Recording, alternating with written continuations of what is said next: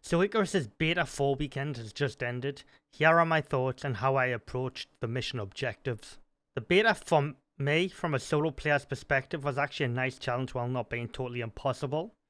I think the extra beta day helped with it being 3 days instead of the usual 2 days, as it didn't feel like you had to rush your way through the missions. You could explore, build, and then do the missions. The difficulty of the wildlife aggressiveness was turned down, and the conifer wolves moved more in packs like the Arctic variants, which actually felt nice, and the bears felt like they were pretty much non-existent at some points. Now let's talk about the mission, which was great. Extracting the 3 UDA warheads. So if you were one of the lucky few people who had all 3 mini bosses to spawn on activating the warheads, the polar bear, the panther, the mammoth, you may have had a harder time collecting the warheads if you engage the actual mini bosses themselves. I really enjoyed gearing up for the missions and preparing for my solo adventure, knowing one serious mistake could make me have a really bad day, since I can't be revived, along with taking the risk of the loot disappearing bug with the one without the timer.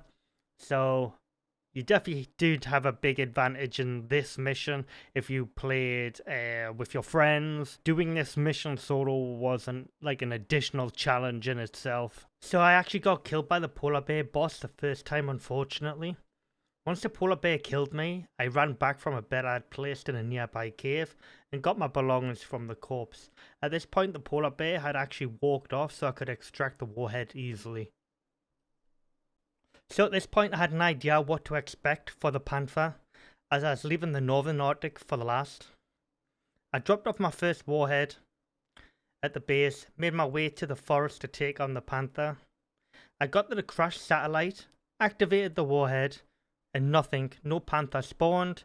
It was pretty anticlimactic, as I was expecting like some sort of epic fight.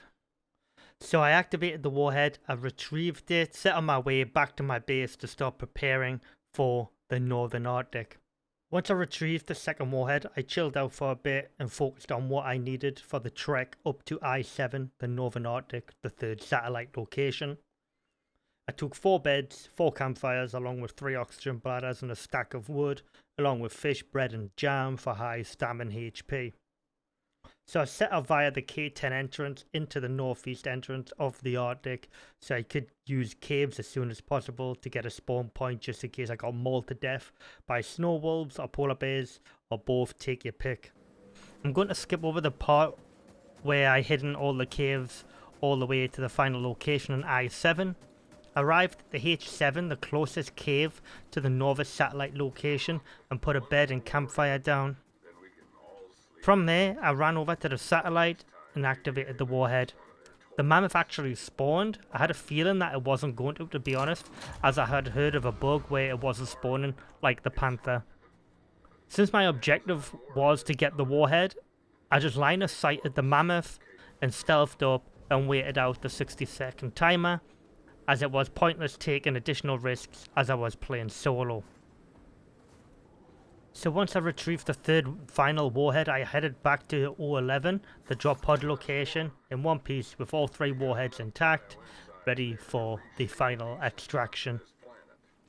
In a nutshell, it was a great beta, apart from the memory leak issues I had that appeared to be worse in this beta than all the other previous betas. But at the end of the day, it was still night and day much better performance-wise to all the previous other betas. Not sure if this was due to the volumetric fog being turned off for this beta from the devs. I've probably had more fun in this beta 4 than any of the other betas so far, as it felt more polished with some clear goals set out with a slightly longer time frame to achieve it in. Only time will tell if the Desert Beta 5 will be as good as this one. So that's my journey and thoughts on Beta 4. If you haven't seen any of my Icarus videos yet, I highly suggest go and check my Icarus playlist out. I will leave a link down in the description. It's full of tutorials and tips for you to check out, so if you are new to Icarus, it might be a big benefit to you. Thanks for watching.